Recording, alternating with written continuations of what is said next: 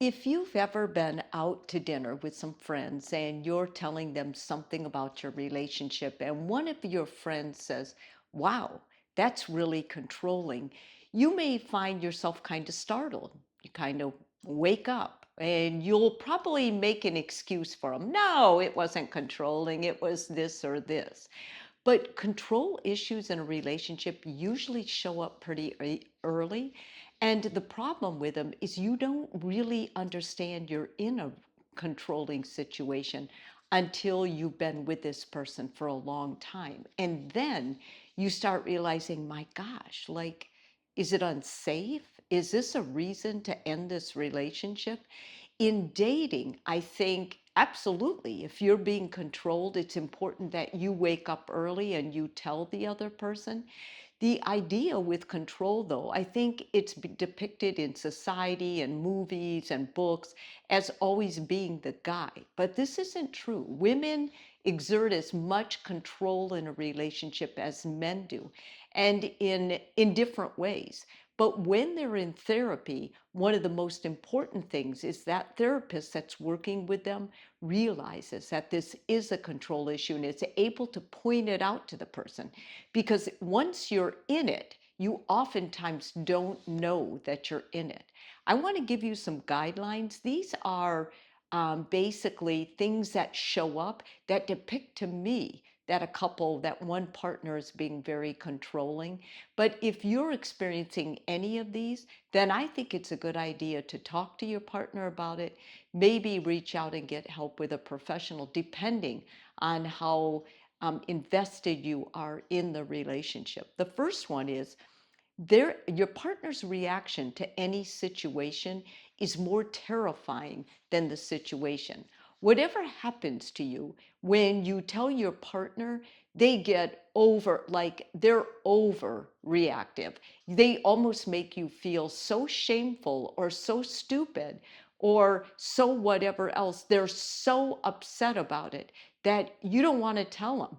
And this is why a lot of controlling relationships have trust issues, because pretty soon you're telling your partner less and less because you're afraid of their reaction. Secondly, they have full control of the finances. When you join your partner in marriage or a relationship, if you're going to share house expenses and things like that, all the books have to be open to both people. Anytime one partner is exclusively making all the calls, running everything, and you start going, I don't really know our finances at all. Okay, if that's on you because you aren't interested or you don't care, that's one thing. But if it's because they want to keep the books, they keep them closed, they don't want to share them, that's a control issue. And that's how to know the difference.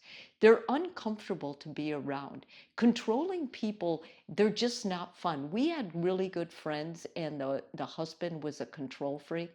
And I'm telling you, when I went over there, it felt stifled. It felt like you couldn't be real. It's almost like you're in a tight jacket and you can't loosen up. And more than likely, if you're in a controlled relationship, your friends know it. They may have been keeping a lid on it, not wanting to tell you, but they definitely feel something. They might not be able to label it, but they know it doesn't feel good, and it doesn't feel free. It feels very controlled. They isolate you from your friends and family. People who are really controlling to the point of almost teetering on that abuse edge, the main way they do that is they keep you isolated. They don't want you hearing from family and friends, because family and friends are going to empower you. They're going to make you feel more strong and not to put up with stuff.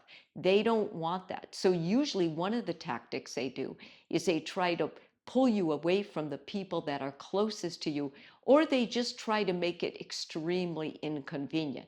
They may fool you because they'll say, yeah, they can come over, but when they're over, they're not the person, your partner is not the same.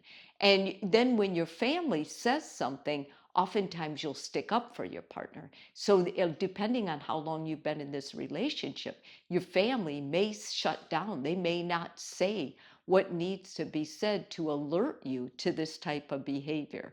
they make the partner feel demoralized, or anytime you bring something up, they kind of make it your fault. Once again, they're trying to strip you of confidence. So anything, like a healthy relationship, they build you up, they encourage you, they remind you you're amazing. Yeah, that doesn't happen in this relationship.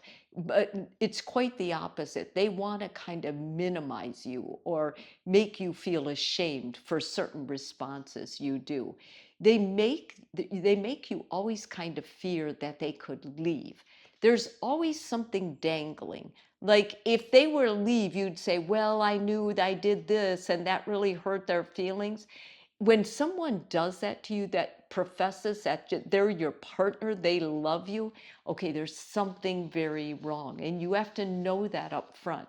People that love you do not torture you that way. And it is a type of torture.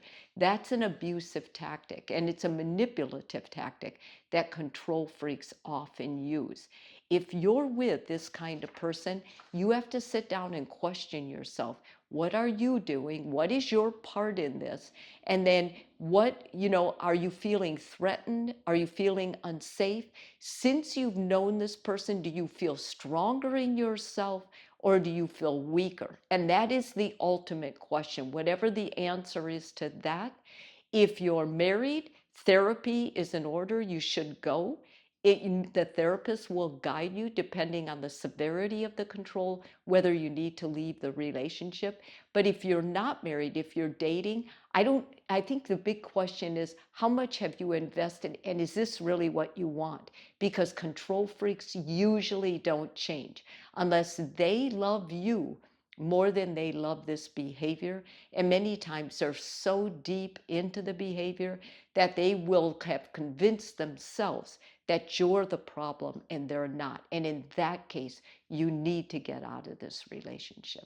If this video is helpful for you, please subscribe. And if you're already a subscriber, thank you so much.